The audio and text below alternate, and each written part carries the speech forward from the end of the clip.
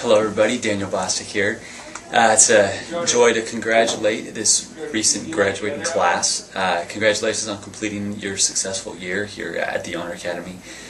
Most of you, your first year, for some of you, maybe for 3 or 4 years actually.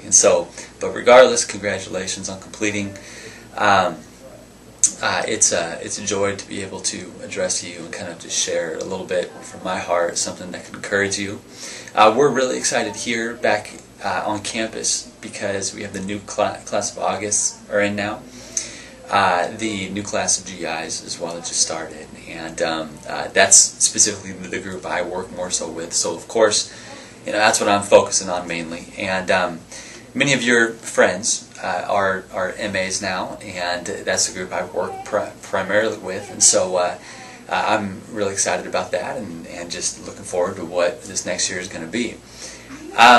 So I have something on my heart, as I said, I wanted to talk with you about.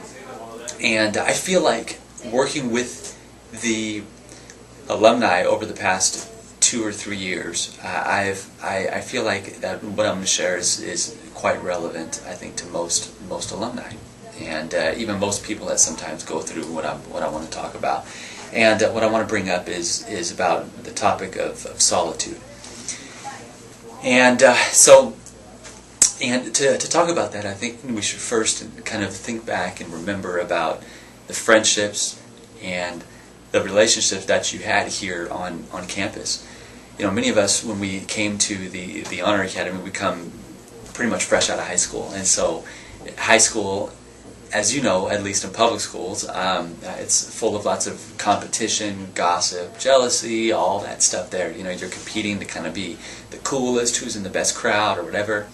And of course, here at the HA, there's not as much of that. Not to say it's a completely perfect environment here, because we're all young Christians and trying to let the Holy Spirit refine our hearts. So of course it's not a perfect environment, but for the most part it's a lot better. It's a lot less gossip and jealousy and backbiting and envy and all that stuff. And so because of that, it's a lot easier to form friendships here, which you've experienced. And you have larger groups of friends, people that you connect really well with, largely because there's that spiritual connection. You come here wanting to encounter God, wanting to really make an impact in the world, and you have a heart to serve, and the other 250 people around you, or really including all of the classes, the other 500 people around you, you're all in agreement there. And so you have the same spiritual heart, and it's just a lot easier to form friendships here. And I think that in talking about solitude, it's good to recognize the importance of relationships and friendships. Jesus talks about this a lot, and one place in particular that I want to bring up in John 13, when he's talking with his disciples, and he says that the world will know that you follow me by the way that you love one another. And so I think that we could devise from that there that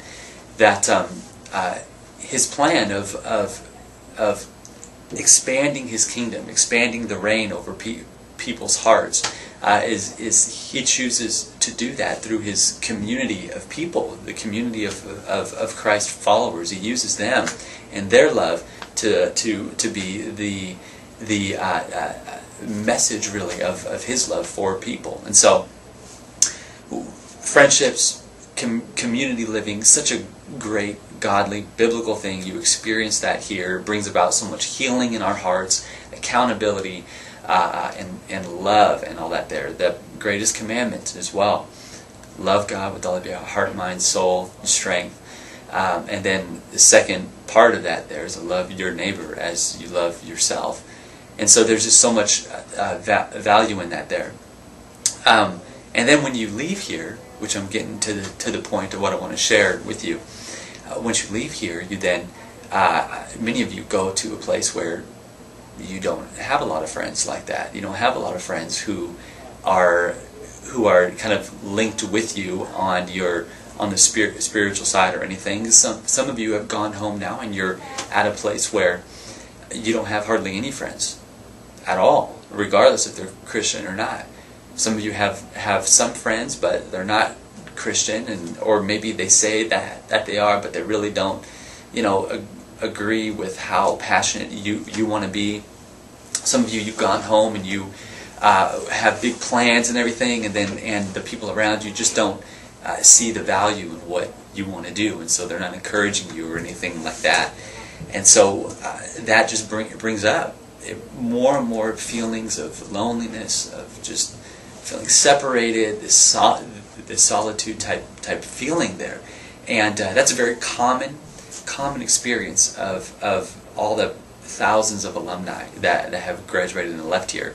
And it's brought about, like I said, because of the tight friendships that you have here, and then you go back home and all of a sudden there's nothing. So there's a bit of that culture shock there because of that. But let me just encourage you to be patient, to be slow to start to think that this is what the rest of life is going to be like. Just be patient, be slow there, and be willing to realize that it's going to take time to acclimate to your new surroundings, the new place that you're in. Maybe you feel that way because you're thinking that nobody around you is godly, or nobody around you really loves God as much as you do, and so be patient on that as well. Wait, the right friends will come around you at the right time. The feelings of loneliness and separation or solitude even can be very heavy and painful at times too. But through this nugget here, I want to kind of challenge you on your perspective of solitude. Okay, so my role here is to acknowledge that you are feeling alone in some ways. Of course, some of you, not all of you. But then to also challenge your perspective on that. Maybe there's a different way of looking at it. Maybe there's a different way of thinking it. Maybe there's something God is doing through that time. So here's some biblical examples of people who have gone through a time of solitude, and kind of just it provides us with the perspective of what God is doing. So first of all, you got Joseph out of the book of Genesis. Joseph, of course, he was kind of the solitude, aloneness was kind of imposed upon him. Of course, his brothers desert him, they throw him in the well, sell him into slavery, all that stuff there, And so I'm sure he went through intense times of loneliness, even probably depression, probably just the depths of feeling rejected, But through all that time, though, God was doing something. He was training him and building him up and giving him these different experiences. Even though he felt this deep rejection, Joseph's father, Jacob, he ran away from his family at one time there, and went on his hiatus of traveling around and all that stuff, and I'm sure he also had those feelings of aloneness and solitude. Moses ran away from Egypt, and I'm sure when he was out in the wilderness, he was experiencing those feelings of aloneness and separation from his people back in Egypt, who we knew were suffering as well. But when he was away, he was a shepherd, of course, and learned a bunch of things from that whole experience. That's actually in his solitude, in his aloneness. That's actually when he interacted with God the most. That's when he really met God and heard the voice of God at that time as well. Interesting stuff, I think. All the major and minor prophets throughout the Bible, okay? They weren't necessarily always separated from people. However, they were always around people, from what it seems like mostly, However, they're because of their messages, because of what they felt like they were called to really do and speak out, they experienced kind of rejection from people, that they were pushed away, pushed aside. They weren't really respected or anything as well. And so because of that, they felt those feelings of aloneness and solitude. So these are just a few examples that I wanted to share with you there to kind of help inspire a different perspective on what you may be experiencing emotionally or mentally at this point now. So for this week, your mission, should you choose to accept it, I have 3 things that you can apply. You can test out. Some of them you're probably already doing, but if not, I just encourage you to do these simple things anyway. Okay, number 1 is very, very, very simple. You learned it here day in and day out about pouring your heart out to God. Psalm 62:8 says, "Trust in Him at all times. You people, pour out your hearts to Him, for God is our refuge." So that's Psalm 62:8. And so the first thing, of course, I just encourage you to pour out your heart. Talk with God about what you're experiencing emotionally, what you're feeling emotionally, the culture shock there. Talk with Him about it. Number 2, get involved in a small group in a church. These are also called life groups, a more innovative name, I guess.